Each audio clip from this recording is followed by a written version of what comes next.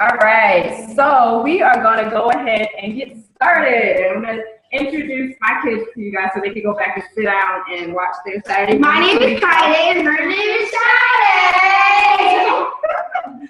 Anyway, as he said, wait a minute, 1 second. His name is Friday. He is the 9-year-old going on 10 that I was telling y'all about in the advertisement that hates vegetables. The only way he will eat it is if I prepare it in such a way that he can't taste it. So one of the dishes that both of them enjoy and a lot of adults even enjoy is one of the ways that I can hide vegetables. And he doesn't even know that they're in there. Oh, so go on over, watch the show. Sade, come over real quickly. I'm recording. Go ahead and put your show back on. So, this is my daughter, Sade. She is 7, and she actually does enjoy vegetables a little bit more than him. Tell them some of the vegetables that you like. I like pickles, I like carrots, and I like cuisines. And she'll even eat just plain raw vegetables. Like for her lunches for school, I'll just give her a bag of the, like the little baby carrots, and she'll eat them plain, just like that. Or even salad. She enjoys that. There's only one vegetable I do not like broccoli. Yeah, she doesn't like broccoli. However, what she doesn't know is that sometimes I can sneak broccoli into stuff, and she doesn't even know it's there. So I may have her help out in a few minutes if I need help showing you how to demonstrate. But I like it. Okay, so did you hear what she said? She said she actually likes broccoli with ranch dressing, but she doesn't like it plain. So that's one of the things I'm going to talk about, how sometimes kids will tell you, I don't like broccoli, or I don't like peas, or whatever it is. And so you just never give it to them. But as she just said, she likes it with ranch dressing. So there's other ways that you can make vegetables in order for them to actually eat it without saying, oh, well, she said she doesn't like broccoli, so I just never give her broccoli without experimenting with other methods, okay? So you can have a seat, watch your show, and I'm gonna start off first by demonstrating how to make one meal that you guys will probably enjoy, be able to take it to family outings, and you'll also find that your kids will definitely enjoy it because it's one of the main things that people order when they go out to their kids. It's always on the kids' menu. I haven't come across one kid yet that has not liked what I'm about to make, okay? But let me start off. I'm gonna tell you guys just a little bit about how it was when I was growing up, and you could probably relate to this. If you think about when you were a child, and I'll ask you this, when you think about when you were a child, were you more likely to eat what your parents gave you on your plate, or were you more likely to be more picky and say, no, I like this, but I don't like that? Like, think of back to when you were growing up. What did you tend to be like? Picky. Picky eater? And what about Same. Huh? I was the same way. I used to eat just like French fries and carbs and stuff like that all the time. Okay, so typically when I talk to people that say that they were a picky eater growing up, they tend to be that way as adults because the parent allowed it while they were a child. And for some parents, it was more so, here, you're going to sit and eat what I give you, or you're going to starve. So I remember one time I was at my grandmother's house, and she told me to sit and eat some, I think at the time, I think it was spinach. I remember it being something green. I just don't remember exactly what it is. But whatever it was, I didn't like it. And she told me, you are going to sit there, Ebonie, until you eat that plate of food. And so I didn't like it so much that I actually sat there in the dark. She turned the light off in the kitchen. She left me there. I sat there in the dark till I don't even know what time. And I guess after a while, she said, well, I guess she's going to sit here all night, so let me just go ahead and let her go on about her business, because she really must not like it. Because that's exactly what I did. I didn't try. I just sat there with the lights off, like, okay, I don't know how long we'll be sitting here, but I ain't eating that in front of me. So that was one time I remember being given vegetables and having that mindset of I'm not going to eat it no matter what you say. But the majority of the time when my mother would make vegetables, and my mother loves vegetables, she's the type that you give her beets which a lot of people do not like, and she'll say you plain. And so she loves vegetables. So she would make vegetables for us growing up, and it was always on our plate. I was the type of kid that as a whole, if it was on my plate, I pretty much ate it. So it wasn't a thing of I fought with my mom and said, well, I'm not going to eat this or that. What I did though is I would eat it and mix it with other stuff on my plate.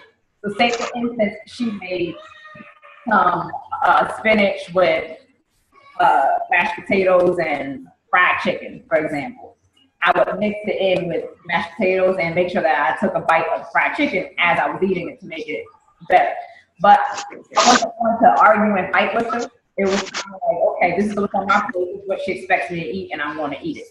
Now, my kids that I just told you are not the type to just eat any and everything that's on their plate. They'll let it stay to the side if they really don't like it. My daughter's a little bit better. She's always been a good eater.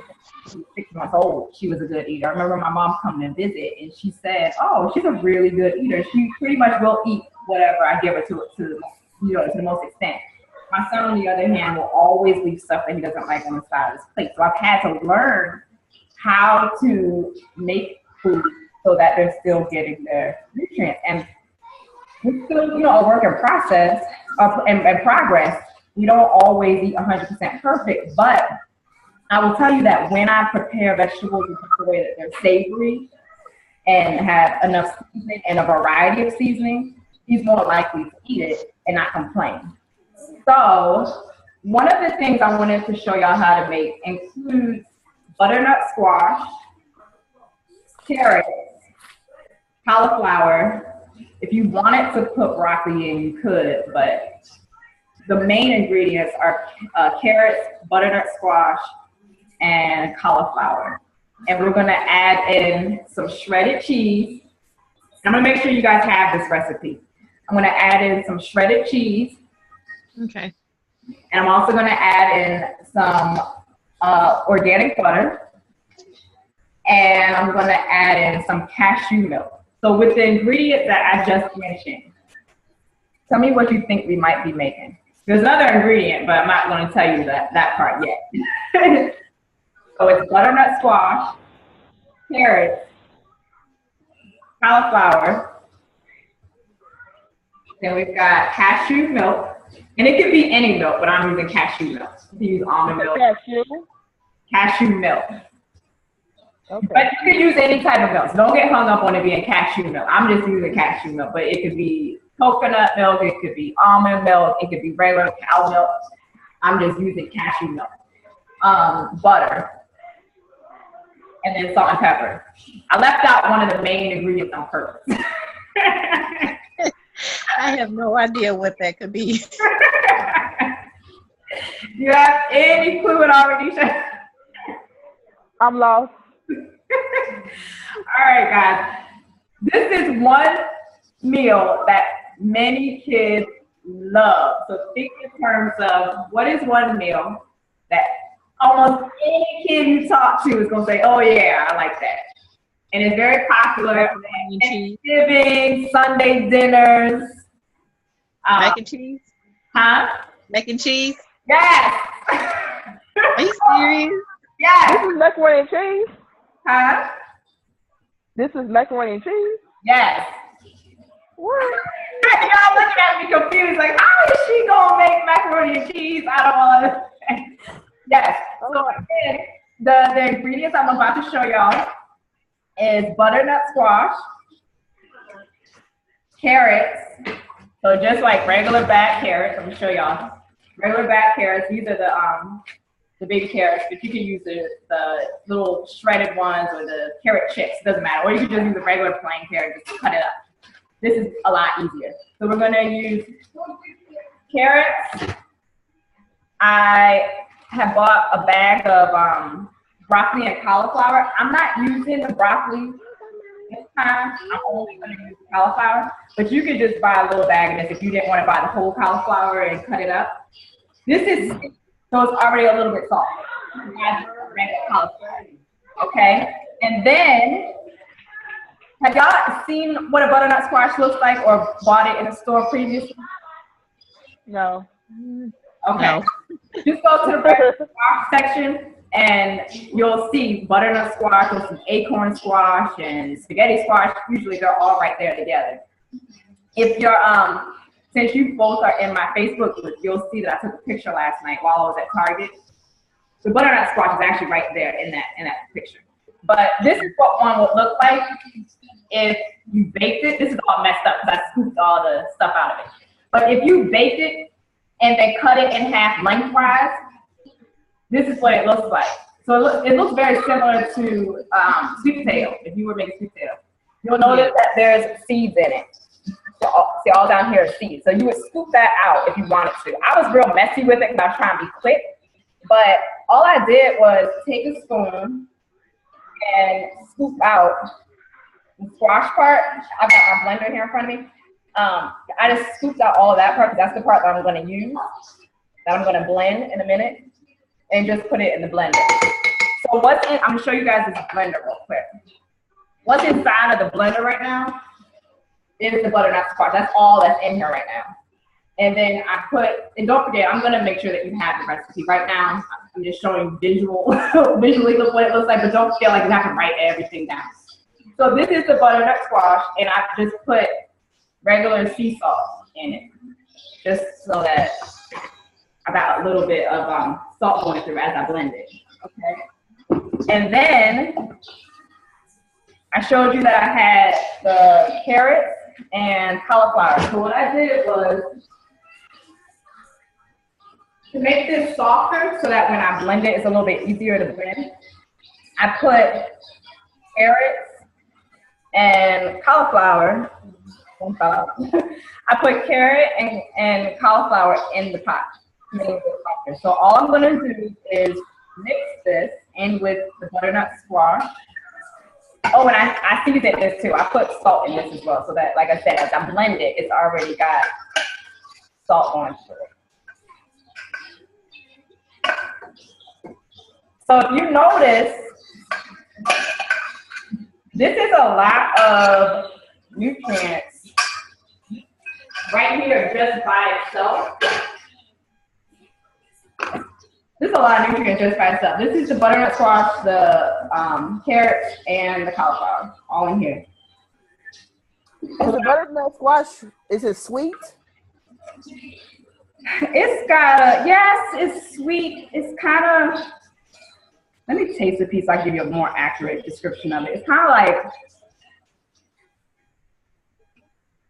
it's sweet and it has the consistency of sweet potato. So have you made baked sweet potatoes and know what the flesh tastes like of a sweet potato? I don't eat a lot of sweets, like soda, cake, and stuff like that. Have you had sweet potato? Have you made baked sweet potato, Brittany? I have. Yeah, I like them. Okay, so you know how it's sweet, but it's not overpowering sweet? Yeah. That's the best way I could describe it. And it's got the same texture as a sweet potato. Like if you put sweet potato in the oven, try it. Yeah. Put a sweet potato in the oven, just bake it, and then, you know, cut it open and taste the flesh. It's similar to that, but it has a slight different taste because it's squash. It's not sweet potato. All right, you guys. Too loud. Recorded. Okay, so you guys can put the TV on in the other room if you want. All right, so what I'm gonna do is get a little bit of the cashew milk, and I'll show you what that looks like.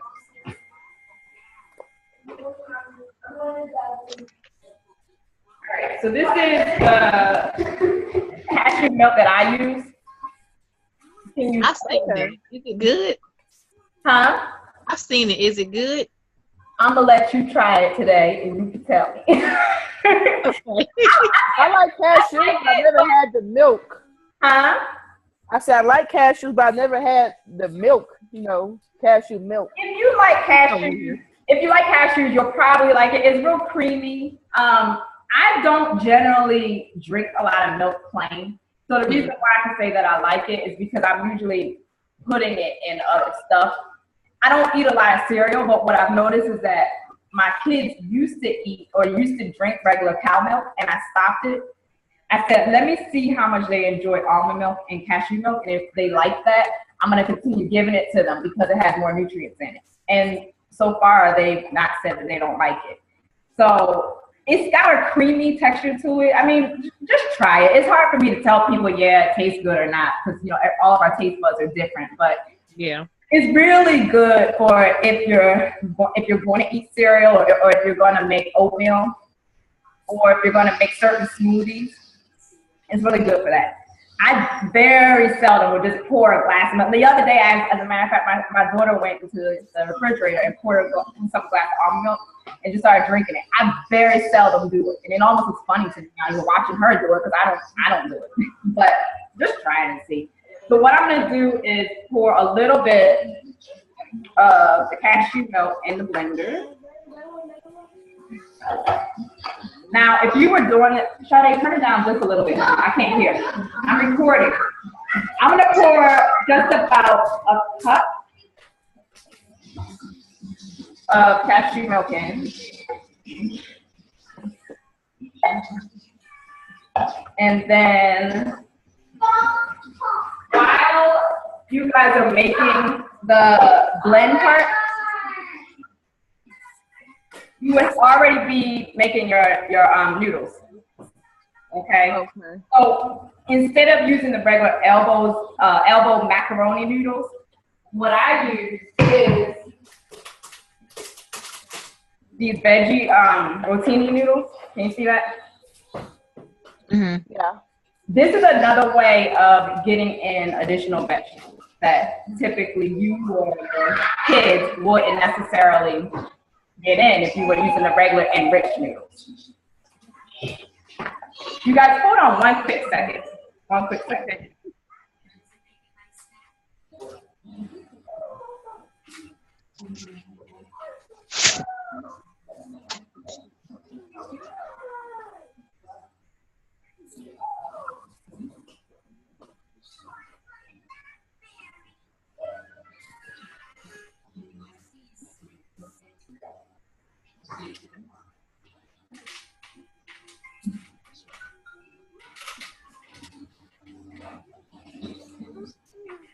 Okay, sorry you guys.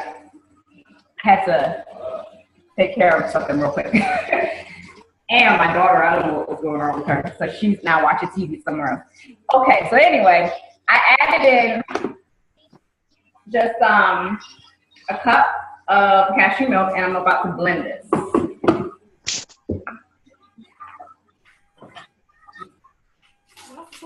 You guys use butter? Do you use butter? Yes. Yes. Have you seen this one? Do you see it, Kerrygold? No, man. No. This is pure Irish butter, and you know, for people that are vegan, they're not going to use this. But if you're not vegan, then this is a good replacement for butter because it's hormone free. So the only thing I don't like about it is that, I mean, it's soft now, but it says on the package naturally softer, and it's not. It's actually naturally harder. So I had to actually leave this sitting out on the counter for the last like 20 minutes for it to get as soft as what it is now. You can see what it looks like now. Mm-hmm. I'm gonna add just a spoonful of this in the blender. And I can always add a little bit more and a little bit. But I'm gonna start off with just a big heaping spoonful. Hi, sweetie. How old are you? 2. You're 2? I remember when they were 2. That was long ago, but it was that long ago. They almost 10 and 7 now. It's like the other day. All right, so I'm gonna go ahead and blend this. Actually, I'm gonna puree it. So on your blender, make sure that you're pureeing it. On my blender, the blend and puree is the same button. I just gotta make sure I have it on the right setting. So just give me 1 second. You're gonna hear this puree. And then I'll show you what this looks like after I'm done. I I didn't add in the cheese yet. All I did was add in the milk, and it's not pureed quick enough. So I'm gonna add a little bit more milk. Let me. I'm gonna show you what it looks like though. Just that little bit that I just pureed.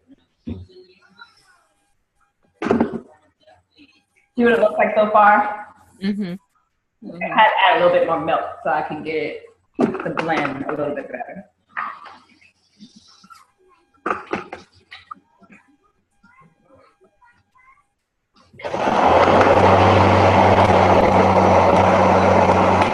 Add a little bit more. And you know, this is just like making a smoothie. Sometimes you gotta add a little bit more milk or water to it or juice to it, however you're making your smoothie to make it blend a little bit better. So this is no different from that. Do you guys make smoothies? Yeah, sometimes. So same concept. Okay,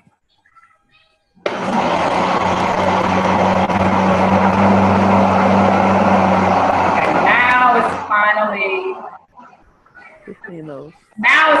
pureeing a little bit better. So for people that, if you have friends that have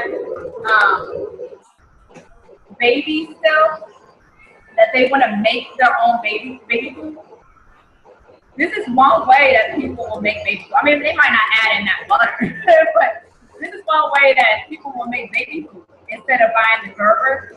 And once I show you how much is in here, you'll see why people do it, because it's a lot more cost effective. I don't know how much baby food is now, but I remember buying like 50-cent jars, or some of them were like 60 cents or 70, something around that. About 70 something? Around 60 or 70 some cents, I think. And you know, they're not that big, and you know. Yeah, it's real little. This makes, and you're gonna see why some people just choose to make their own baby food. All right, 1 second. I'm almost done pureeing.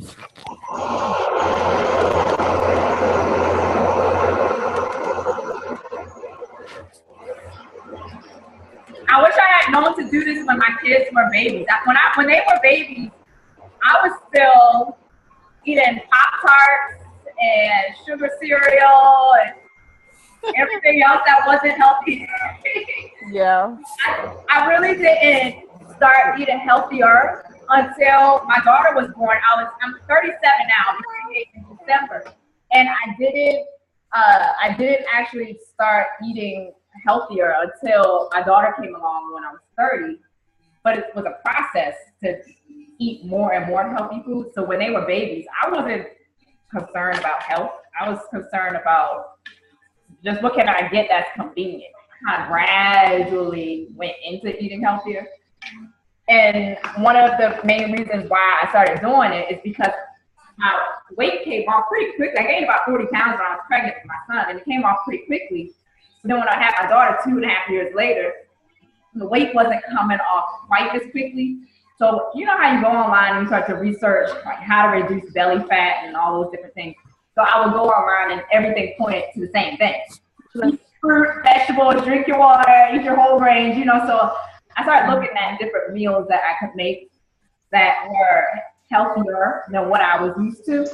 I was used to going to Burger King every day after I picked them up from daycare. Not every other day, like Monday to Friday, going to Burger King and getting one of those Whopper Juniors off the value menu with some fries before I would go home.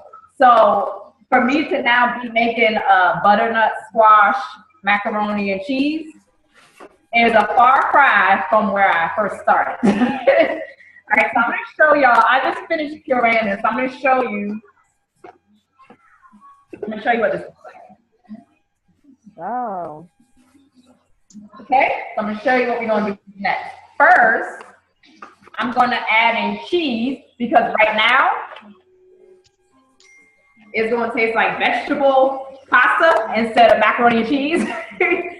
So I've got a bag of cheese. If you're vegan or you know people that are vegan that decide to try this out, they can use the vegan cheese or either make their own cheese. And I'm going to share with you a YouTube link a little later with a female that's about 11 that made some vegan mac and cheese that tastes just as good And I'm not saying that because it sounds good, but it tastes just as good as your regular macaroni and cheese that you eat at your family reunion, but it's vegan, which means no cow product at all. I mean, this is regular cow cheddar cheese, but you can use the vegan product and it's going to taste just as good. I'm just showing you this because this is what I have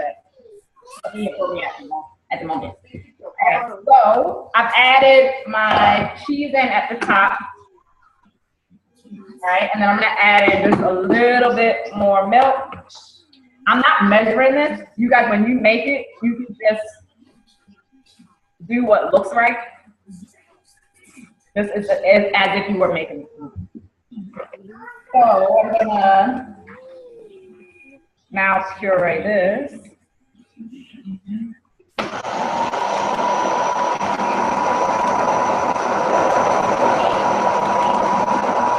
And if you wanted to, you could take some of it out.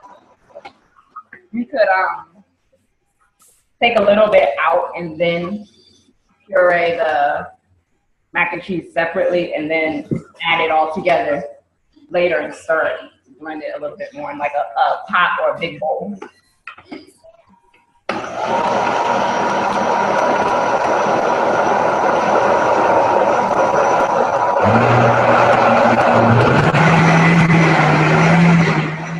What I just did was, because it's pureeing a little slower now because I didn't remove part of it, what I did was I switched it to the blend function real quickly, like putting it on high, so that it would speed up the process. So this is almost done. Give me 1 second, I'll show you what it looks like.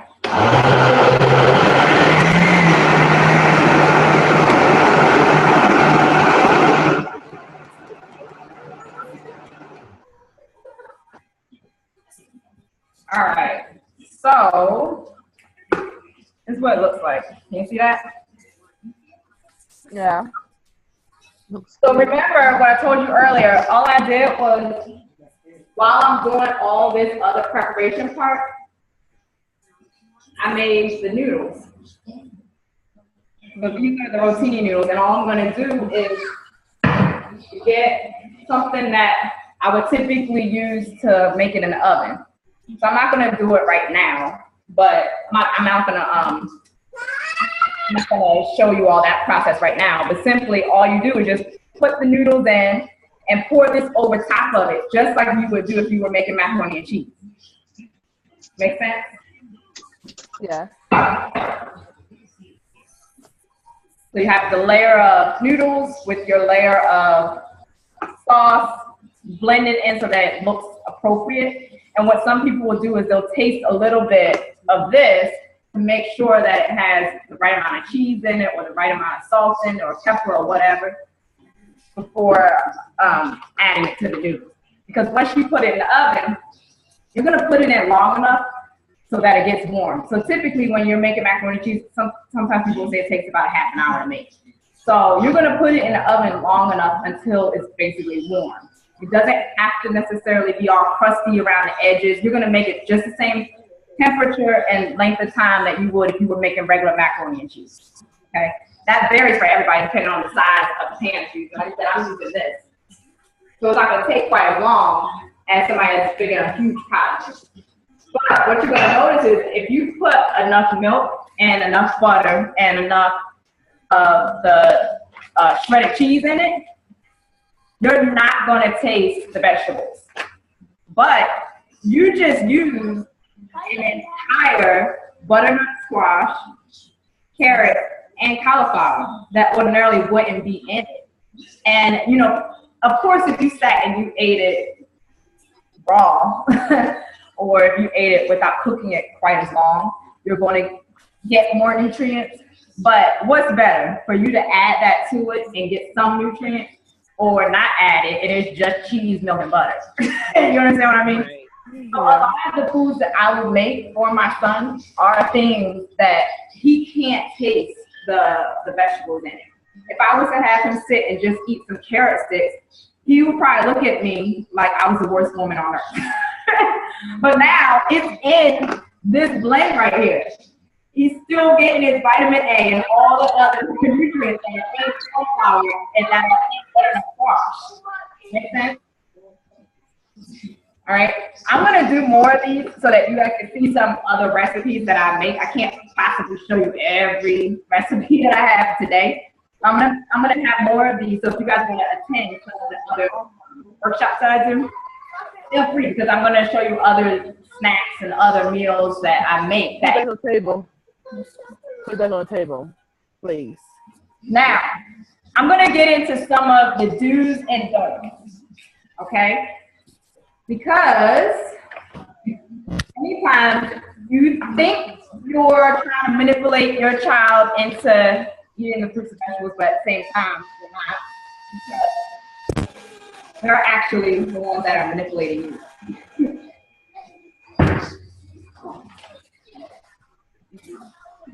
All right. First of all, let me ask you guys a question.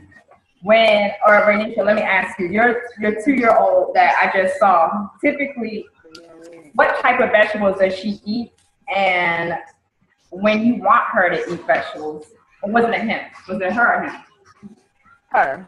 Her, okay. So when you want her to eat vegetables, typically what do you tell her to get her to eat it? She actually likes green beans. She likes eat them. Mm-hmm. Okay. I'm not a big vegetable person, but I try to cook it for them. I know I need to eat it for myself too. Okay. She loves it. Like, I had the green beans and probably some baked fish. I baked some mac and cheese, and she ate majority of the vegetables. Yeah, and majority of the fish, I mean the mac and cheese, but she ate majority of the green beans. So that's like her favorite, the green beans. They don't like, I have a total of 5 kids. They don't really eat the peas, really carrots, but they eat the other vegetables. They eat broccoli too. Okay. But I don't cook a lot of it like I should. Okay. And then what about you, Brittany? Do you have children as well? I have a 4-month-old actually, so she's not really eating it. But it's more for myself because, like, I used to eat good, then I got pregnant and started eating everything. And since I've had her, I just can't seem to get back into that routine of trying to eat better. I just eat junk, cookies, carbs, everything like that. So. Okay. Hi, Susan. Can you see and hear me? Can you see me, hear me?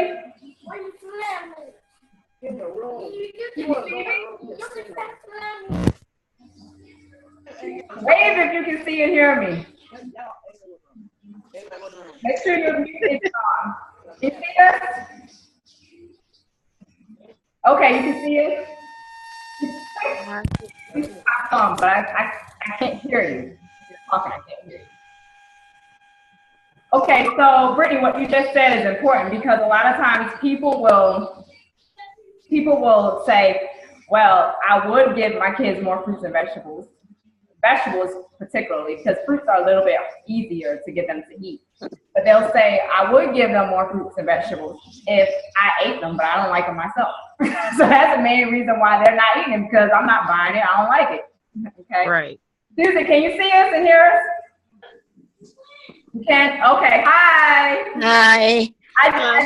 I just did a demonstration on how to make vegetable macaroni and cheese, and I just blended all my ingredients. I'm going to show you what the blend looks like. This is what Okay. Oh. So this is a combination of carrots, butternut squash, and I'm going to give you the recipe, okay? But carrots, butternut squash, cauliflower, a little bit of butter, just regular shredded cheese, and some cashew milk. Okay? Looks delicious. Yeah, it looks good like this. I don't know if you'd want to drink it like this. But I basically pureed this. So we were talking about how sometimes, people will choose to make their own baby food if they have small children. They'll choose to make their own baby food because look how much I just got. And when you go and buy the little Gerber jars, Right. Rachel was just telling us it's about like 70 cents. just for that little jar. But look at how much I just blended up. That would last. Right.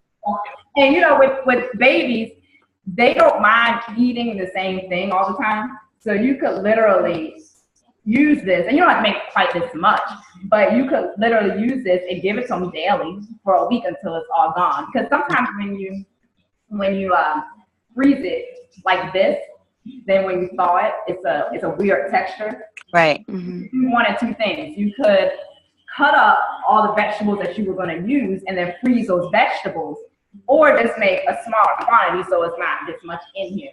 Right. But the main point is that it's saving you a lot of money if you like that want to give them healthy food.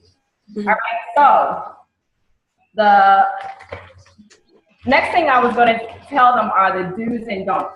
But before I get to that, while I was preparing all of that, I was preparing the butternut squash and my blend here. I did this earlier, but I made a pot of rotini. These are the noodles that I'm going to use for the macaroni and cheese. So basically, all you're doing is adding layers of the rotini in like a pan like this, or a container like this. Adding a layer of the rotini noodles and the blend, the puree blend. And then you put it in the oven for as long as you typically would if you were making macaroni and cheese to heat it up. Okay. So, Susan, do you happen to have a piece of paper nearby so you can write down the do's and don'ts? Yes, I do. And do you have small children at home? I'm sorry? Do you have small children at home? I do. I have an 8-year-old, a 2.5, and a 1-year-old. Okay, so these are gonna come in handy. So I introduced them to my kids earlier. My son is almost 10. In November, he'll be 10. And my daughter is 7. And she eats her vegetables, for the most part, any kind of way. But my son, on the other hand, he doesn't like vegetables, and unless he can't taste it, he's not going to eat it. So as I explained to them, you're going to use this blend right here to make this macaroni and cheese that typically would have just been cheese, milk, and butter only. Right. Your noodles. Yeah, and I have the struggle of my sons being allergic. They have the milk allergy. So cheeses and milks, like, cow protein milk, don't usually work. So I have to find replacements for that. Do you tend to make them like the vegan alternatives since they have the allergy? You know what? I tried it. It didn't go over well. So there's just not a lot of cheese in general in my house. Like for milk, we use almond milk or, the cashew milk that you showed before. We use those. I just generally don't cook anything with like cheeses in it, so to speak, for them because they can't eat it. And especially my 8-year-old, he's okay now to eat it in small quantities, but since he never started out eating it, he's not used to the taste, so he rejects it completely. Okay. And I'm trying. So I'm just like, we live in America, and I have kids who do not eat mac and cheese. I don't know what to do. Okay. So as I explained to them, I'm also going to give you a vegan alternative. This one's not vegan, as you see, but I'm going to give you a vegan alternative. There's a 11-year-old girl that teaches people how to make vegan or plant-based meals. And one of them is macaroni and cheese that you can't taste that it's a vegan macaroni and cheese. So she does a really good job of explaining how she makes it, and she shows you how she makes it. So I'll make sure that you have that link. Okay, great. Thank you. That might help them because she does not use the vegan mac and cheese. I mean, the vegan cheese that you see in the grocery store. She prepares it a different way. So I'll make sure that you have the link, and that might help too. Thank you. Okay. So we're gonna go over some do's and don'ts. Okay. The first do is to make sure that when it's time to eat, that you're putting out the food, all of the food at once. So that means putting out the vegetables, the meat, if you eat meat, and the starch at once. Don't just say, okay, well, I'm going to put out the starch because I know she likes that the most, or the meat because I know they like that the most, or I'm going to put out the vegetable first. Don't put it out in segments. Put everything out on a plate. because they're going to, including the vegetable. And if you think that they don't like that vegetable, still put it on the plate, because they're going to end up growing up to be that child that is used to seeing vegetables on the plate, so that when they are an adult, it's kind of like it's learned behavior. They're expecting that a vegetable should be on the plate. Make sense? Yeah. They're going to be picky and say, no, I don't want that. Put it on the plate anyway. I'm not saying you have to fill up the plate with vegetables to make a point. Just make sure it's always on the plate. Okay? Yeah. The next thing is make sure that when you shop together, that they understand what different vegetables look like and what they are. You'd be very surprised to know that many kids, and I've done kid workshops, so I know this to be a fact. Many kids will think that, oh, this is how vegetables come in the ground. So there was a female that said, oh, is that what a carrot looks like? You know, like with the carrot, long carrot. She said, oh, is that what a carrot looks like? Because she was just so used to seeing it look like this, or shredded carrot. And so make sure that they go to the farm with you, or they go to the grocery store with you, and they get a feel for what different vegetables are.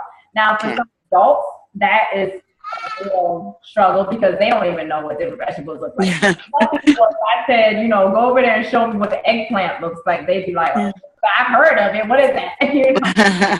So start introducing them to different vegetables, that they know that there's more out there than just, like Ranisha was talking about, her daughter likes green beans, so there's more than just green beans. Okay?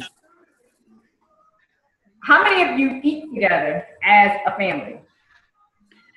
We do at least twice a week, not as often as I'd like to, because my husband and I work, and sometimes we work late. So if he's home with the kids before I am, he'll feed them before I get home. But we try to do it at least once or twice a week. Okay. And what about the two of you? Do you eat together with other people, family, or? I eat with my occasionally, husband. Go ahead, Brittany. I eat with my husband at the table. Okay. And then what about you, Ranisha? Do you ever eat with your daughter, or is it you just eat as family? Occasionally, like me and the kids are all sit down at the table. Or if I'm if I'm preparing the food, they'll, in the process of all the table eating, by the time I sit down, sometimes they maybe already get up. But I try to eat, sit at the table with them already. Okay. It doesn't need to be that every single meal you eat together, family, because that's sometimes unrealistic for our different schedules.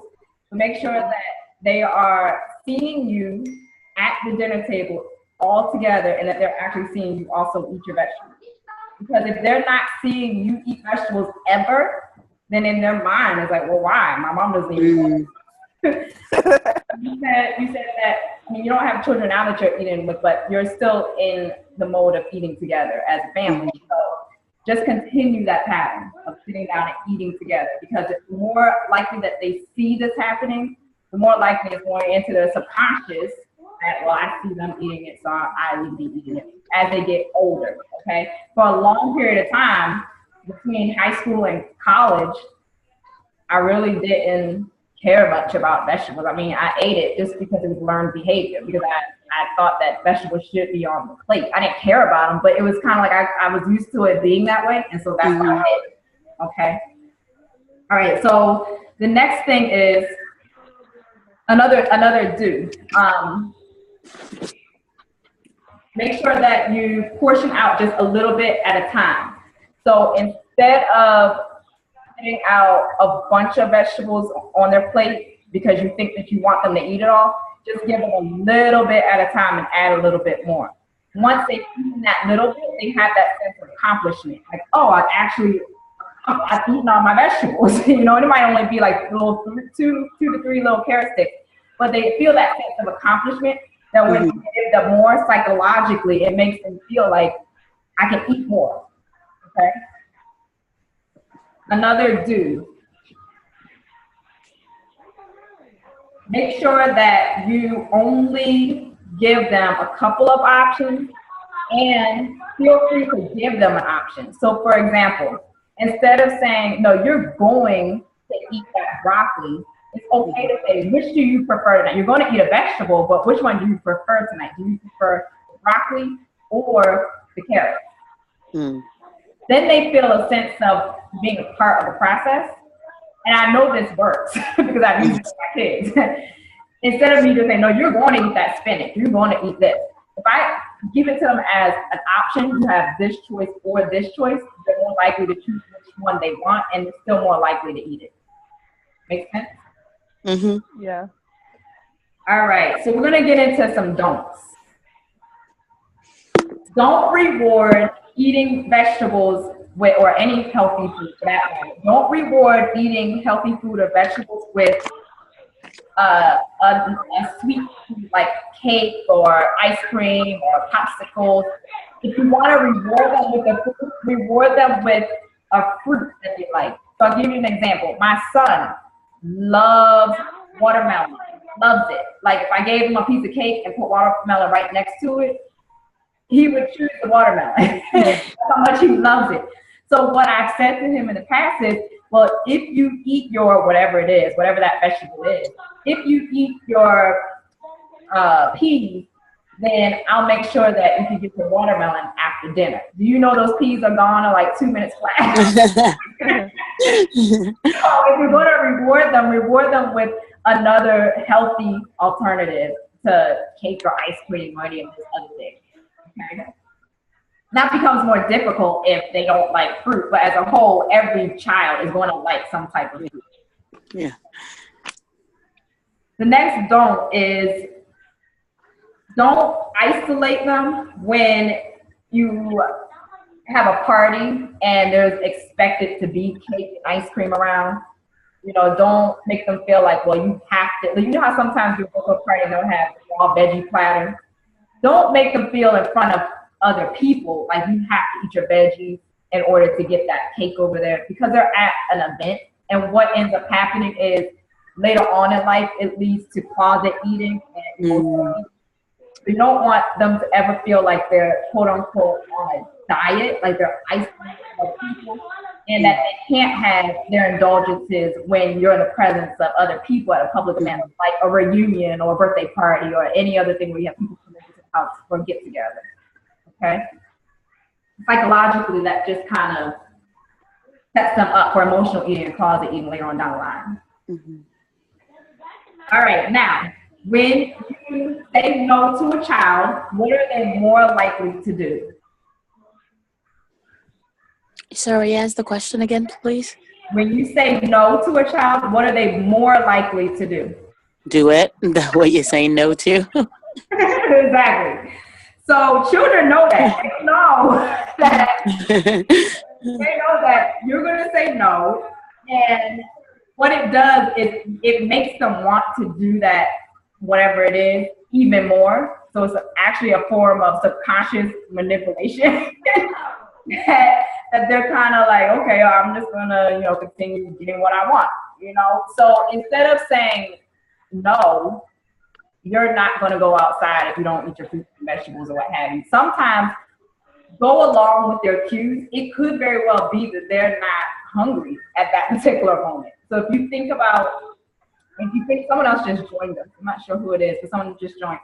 So if you think about, the replay is available for anybody that joins, okay? We're almost done, but the replay is available. If you think about it, a child is going to try to get away with, hi, can you see and hear me? Can you see and hear me okay? I can't hear you, but I see you. But anyway, if you think about it, a child is going to try to get away with whatever they can get away with. So keep that in mind as you're communicating with them, that they are going to try to get away with whatever they can get away with. Mm-hmm. So instead of making them feel like, well, I'm the adult and you're going to do what I said because I'm the adult, offer them options like we talked about earlier. So instead of you're going to eat your vegetables, like I told you my grandmother did when I was young, you're going to sit at this table and eat your spinach until you get it all in. she would have done a much better job of me getting in my vegetables if she had given me an option and said, do you prefer cabbage tonight or spinach? And just give 2 options. Don't give 3 or 4 or 5 different options. Give 2 options that they can pick and choose from. And then instead of them getting in no nutrients, like I didn't get any nutrients in that night because I didn't eat that spinach. So instead of me not getting in any nutrients, I would at least got the nutrients in from cabbage, something that I do like. Okay. The other thing is, make sure that you're not giving your child snacks throughout the day. And if this is for you, let's say you don't have any children, make sure that you're not giving a bunch of snacks throughout the day that are going to hinder you wanting to eat more when dinner comes around. Because when I pick my kids up from after school care and I give them some type of snack to hold them over until dinner, the likelihood of them eating their vegetables is a lot lower because they're already semi-full from the snack. So instead of giving a snack like crackers or something that's going to fill them up too much, give them something like fruit. So it's a healthier snack to eat in between, and it's not going to fill them up to the point where now it's dinner time and they're just going to eat the mashed potatoes or the rice or the chicken or whatever it is that they prefer over the vegetable. Okay? So as I said before, this is, what's your name that just joined? Can you hear and see us okay? Yeah, I'm Ashley. Hey, Ashley. This is what I made earlier. This is a butternut squash mix. It's got butternut squash, carrots, cauliflower, butter, cashew milk, cashew milk here, cashew milk, and salt and pepper in it. And all I'm going to do is mix this. I haven't done it yet. I'm not going to do it for you guys. But all I'm going to do is mix that with these rotini noodles. And you can use any kind of noodles. These are the vegetable rotini noodles, but you use any type. And then put it in your oven for as long as you would typically make it for in whatever size pan that you're going to use. Okay. It's a way of getting in extra nutrients into your macaroni and cheese that you wouldn't normally have gotten. But this is a whole butternut squash. You wouldn't ordinarily have gotten this if you just use the cheese, the milk, and the butter. Okay? I just use regular cheddar cheese, but I told them I'm going to share with you guys a YouTube link where you can do a vegan alternative if you're allergic to dairy or if you just want to eat dairy. Okay? So I just went through all the do's and don'ts, and I was getting into the fact that sometimes children are not hungry at certain points in the day. How many of you have had a metabolism type assessment done or heard of metabolism type assessment? Not me. Okay. So there's 3 different metabolism types. There's a carb type, there's a mixed type, and there's a protein type. Depending on what type you are, it determines what kind of food is going to keep you the most satisfied throughout the day. It works the same way with children. There are some children that if they eat too many carbs, they end up feeling fatigued or sluggish or tired throughout the day. So what that translates into is when they're at school, they might feel fatigued and sluggish and tired if the majority of their lunch was carbs. There's other people that actually thrive off of eating a greater proportion of carbs throughout the day. So when you hear all the marketing around, eat a low carb diet and high protein and high fats, for some people, they actually thrive more off of eating a higher quantity of carbs. But they don't know that because the marketing isn't geared to that. So it's very similar with children. Different foods affect them differently throughout the day.